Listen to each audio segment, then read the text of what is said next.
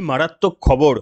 পাকিস্তানের কাছ থেকে ধার নিয়ে নাকি শাহীন ক্ষেপণাস্ত্র ভারতের দিকে তাক করে বসাতে চাইছে বাংলাদেশ। ভাবতে পারেন, অন্ধত্বরও একটা সীমা রয়েছে, কিংবা বোকামিরও একটা শেষ রয়েছে। বাংলাদেশ বোধহয় সেই চূড়ান্ত পর্যায়টা অতিক্রম করে যাচ্ছে। একেবারেই গল্প কথা নয়। আপনাদের সামনে দেখাবো আজকের পর্বে যে পাকিস্তানের কাছ থেকে শাহীন ক্ষেপণাস্ত্র নাকি বাংলাদেশ তারা ধার নিতে চলেছে। বেশ কিছু এই ধরনের ক্ষেপণাস্ত্র তারা নিজেদের মাটিতে বানাবে, আর কিছু তারা আবার ভারতের বিরুদ্ধে প্রতিরোধী ব্যবস্থা গড়ে তুলতে পাকিস্তানের সব থেকে লংগেস্ট মিসাইল যেগুলো রয়েছে সেটা তারা নিয়ে আসছে, যেগুলো নিউক্লিয়ার বোম পর্যন্ত বহন করতে পারে। ভাবতে পারেন, ভারতের বিরুদ্ধে শক্তিশালী পরমাণু শক্তিধর দেশ ভারত, তাকে নাকি ভয় দেখাতে পাকিস্তানের কাছ থেকে, যে পাকিস্তানের সঙ্গে বাংলাদেশের কোনো সীমানা পর্যন্ত নেই, তাদের কাছ থেকে পরমাণু বোম বহনকারী শাহীন ক্ষেপণাস্ত্র বাংলাদেশ মোতায়েন করার জন্য চুক্তিবদ্ধ হতে চলেছে, এবং গোপনেই নাকি এই সমস্ত কার্যপ্রণালী সারা হচ্ছে। আপনারা অনেকেই ভাবতে পারেন যে এটা গল্প কথা, এর কোনো বাস্তবতা নেই। প্রত্যেকবারের মতো আজকেও আপনাদের সামনে প্রমাণ করে দেখাবো যে এটা মোটেই গল্প কথা নয়। কিন্তু আপনাদের এটাও দেখাবো যে বাংলাদেশ কার্যত চীন এবং পাকিস্তানের ভরসায় ভারতের বিরুদ্ধে এই যে যুদ্ধ জিগির যে তুলছে, শুধুমাত্র তাই নয়, নিজেদের সামরিকভাবে প্রস্তুতি রাখারও চেষ্টা করছে। সেটার কি কোনো যুক্তি রয়েছে? এটা কি কার্যত আত্মঘাতী সিদ্ধান্ত হচ্ছে না? কেন? আপনাদের সামনে আজকের পর্বেই বর্ণনা করব। যে দেখুন, যে ডোনাল্ড ট্রাম্প ক্ষমতায় আসার পরেই কোয়াড সম্মেলন হয়ে গিয়েছে। ইন্দো প্যাসিফিক রিজিয়নে চীনের দাপাদাপি বন্ধ করার জন্য ডোনাল্ড ট্রাম্পের এখন ভরসা নরেন্দ্র মোদী। এই রকম যখন কূটনৈতিক পরিস্থিতি আজকে সৃষ্টি হয়েছে, তখন বাংলাদেশের এই ধরনের সিদ্ধান্ত কি কার্যত হিতে বিপরীত হবে না? তো আজকের পর্বেই বর্ণনা করব আপনাদের সামনে। তবে পর্বটি শুনে যদি আপনাদের ভালো লাগে, তাহলে আমাদের চলার পথ মসৃণ করার জন্য একটি অবশ্যই লাইক করবেন, এবং যদি সাবস্ক্রাইব করে না থাকেন তাহলে চ্যানেলটিতে অবশ্যই সাবস্ক্রাইব করে রাখবেন। নমস্কার, welcome to simple as ABC. আপনাদের সকলকে স্বাগত জানিয়ে শুরু করছি আজকের বিশেষ বিশেষ খবর।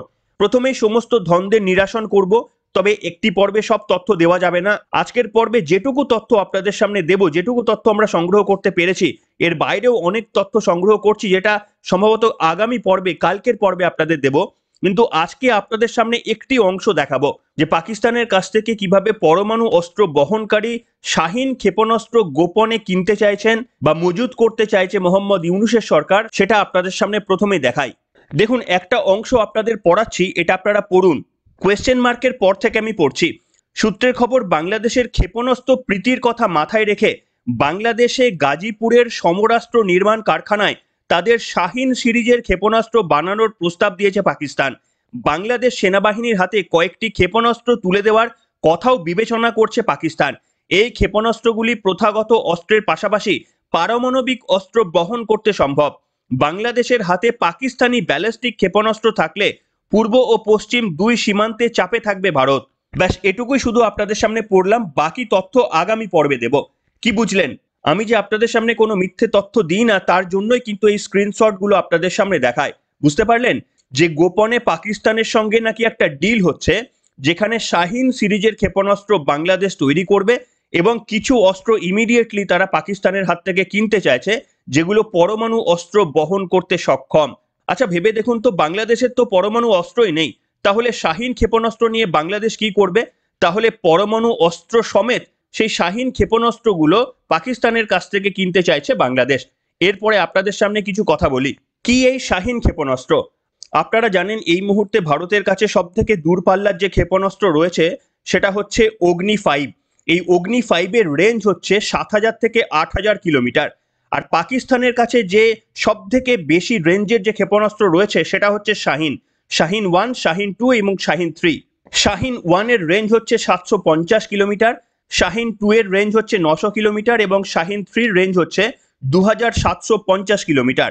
যদিও পাকিস্তানের দাবি তাদের এই রেঞ্জ হচ্ছে 3500 কিলোমিটার। আমি যদি সেটা ধরেও নিই, পাকিস্তানের কাছে সব থেকে দূরপাল্লার যে ক্ষেপণাস্ত্র রয়েছে সেটা শাহীন-3, যার রেঞ্জ হচ্ছে 2750 থেকে 3500 কিলোমিটার। আর ভারতের হাতে যে অগ্নি-5 ক্ষেপণাস্ত্র রয়েছে তার পাল্লা হচ্ছে 7,000 থেকে 8,000 কিলোমিটার, এবং এই দুটি মিসাইলই কিন্তু পরমাণু অস্ত্র বহন করতে সক্ষম।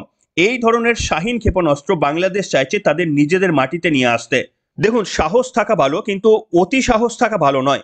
বাংলাদেশ কার্যত আগুন নিয়ে খেলা করছে, সে কথা আপনাদের সামনে আগেই বলেছিলাম। এস জয়শঙ্কর কোয়াড সম্মেলনে প্রথম যে আমেরিকার সঙ্গে বাইল্যাটারাল মিটিং হয়েছে সেখানে এস জয়শঙ্কর পরিষ্কারভাবে বলেছেন বাংলাদেশ প্রসঙ্গে তাদের আলোচনা হয়েছে, যদিও এই প্রসঙ্গে তিনি বাইরে কোনো মন্তব্য করবেন না বলে পরিষ্কারভাবে জানিয়ে দিয়েছেন।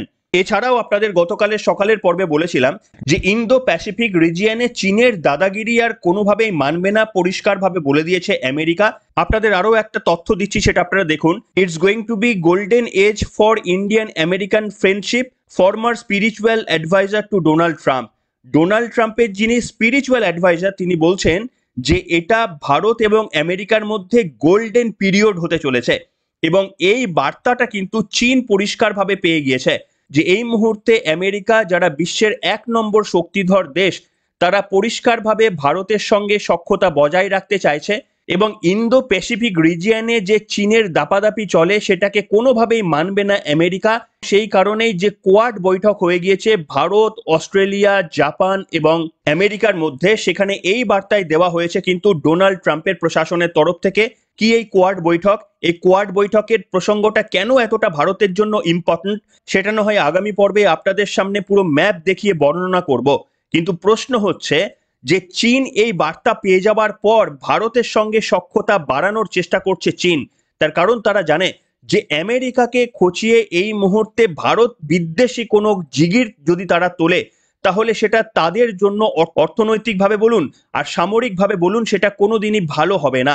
সেই কারণেই ডোনাল্ড ট্রাম্পের এই হুঁশিয়ারি আসার পর থেকেই চীন ভারতের সঙ্গে সখ্যতা বাড়ানোর জন্য ক্রমাগত বার্তা দিয়ে চলেছে।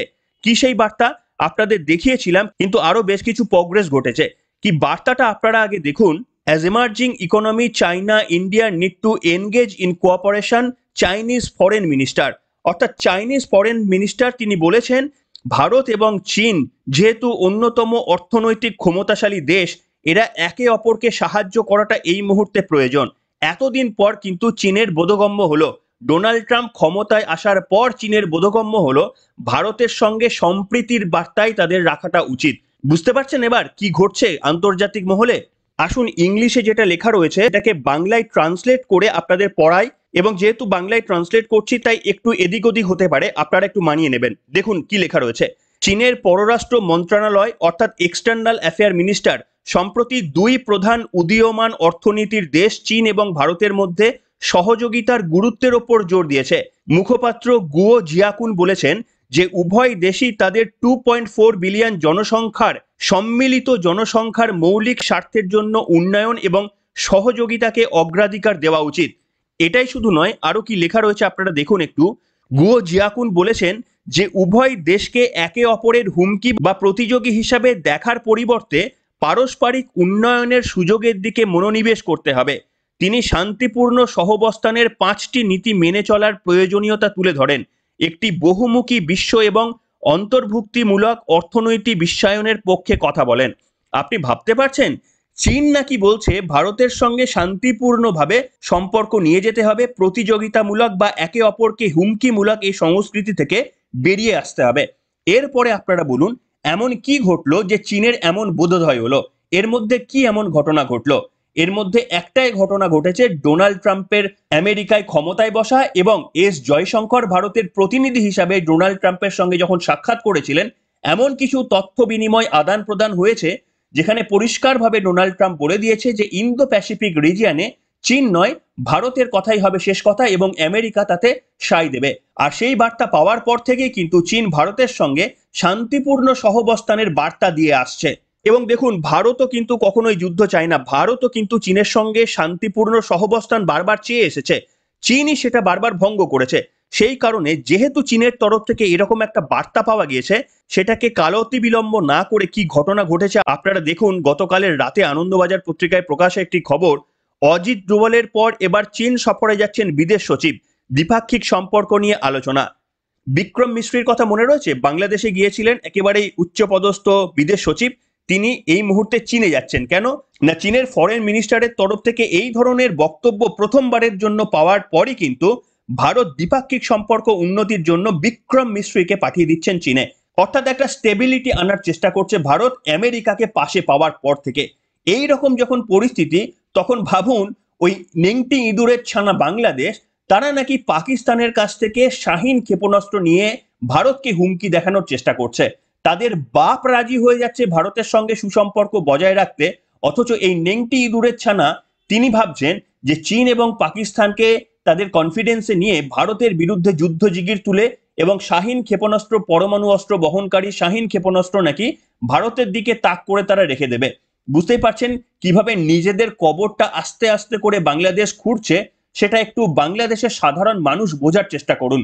আপনারা তো আর কোনো অপরাধ করেননি, আপনাদের দেশের মৌলবাদী নেতারা অপরাধ করেছেন, কিন্তু বাংলাদেশের যারা শান্তিপ্রিয় মানুষরা রয়েছেন, আপনাদের দুর্ভাগ্যটা ঠিক এইখানে যে এই মুহূর্তে আপনাদের মাথার ওপর এমন একজন ব্যক্তিকে আপনারা বসিয়ে দিয়েছেন, বা এমন একজন ব্যক্তি আপনাদের মাথার ওপর বসে রয়েছে যিনি অহেতুকভাবে ভারত বিদ্বেষী মনোভাব করছেন। দেখুন, আপনাদের এমনিই বললাম যে শাহীন ক্ষেপণাস্ত্র তাদের পাল্লা হচ্ছে ৩৫০০, যদিও তারা যে টেস্ট করেছে তার রেঞ্জ হচ্ছে ২৭০০, পাকিস্তান একটু বাড়িয়েই বলে। ধরেও নি যে ৩৫০০, ভারতের হাতে যে ক্ষেপণাস্ত্র রয়েছে তার পাল্লা কিন্তু ৭০০০ থেকে ৮০০০, অর্থাৎ বাংলাদেশ ছেড়ে দিন, অন্য কন্টিনেন্টেও কিন্তু ভারতের এই পরমাণু ক্ষেপণাস্ত্র বহনকারী মিসাইল পৌঁছে যাবে। তাই অহেতুক ভারতের সঙ্গে পাঙ্গা নিয়ে নিজেদের কবরটা খোঁড়ার একান্তই কি প্রয়োজন রয়েছে? বাংলাদেশের এই মৌলবাদী সরকার তারা হয়তো বুঝেও বুঝছে না, বা কোনো একটা অদৃশ্য শক্তির অঙ্গুলি হিলনে তারা এই ধরনের কাজ কারবার করছে, যেটা তাদের জন্য অত্যন্ত বিপজ্জনক হতে পারে এবং ভারতের শান্তি বিঘ্নিতর জন্য সেটা কিন্তু যথেষ্টই হতে পারে। তাই কি বলবেন বন্ধুরা, বাংলাদেশের এই দাপাদাপি অথচ চীনের এই বার্তা, ভারতের সঙ্গে বন্ধুত্বপূর্ণ সহাবস্থানের এই বার্তাটাকে আপনারা কিভাবে দেখতে চাইছেন? ডোনাল্ড ট্রাম্প চীনকে নয় ভারতকে যে অগ্রাধিকার দিচ্ছে, এটাকেই আপনারা কিভাবে ব্যাখ্যা করবেন আজকের পর্বে লিখে জানাবেন। আর পর্বটি যদি ভালো লাগে তাহলে অবশ্যই লাইক করবেন। যদি নতুন কিছু তথ্য আপনাদের সামনে আমি দিতে পারি আজকের এই পর্বে, তাহলে পর্বটিকে অন্যদের সঙ্গে শেয়ার করে আমাদের এগিয়ে চলার পথটাকে সুগম করতে পারেন। এখনকার মতো এখানেই শেষ করলাম, দেখা হবে আগামী পর্বে।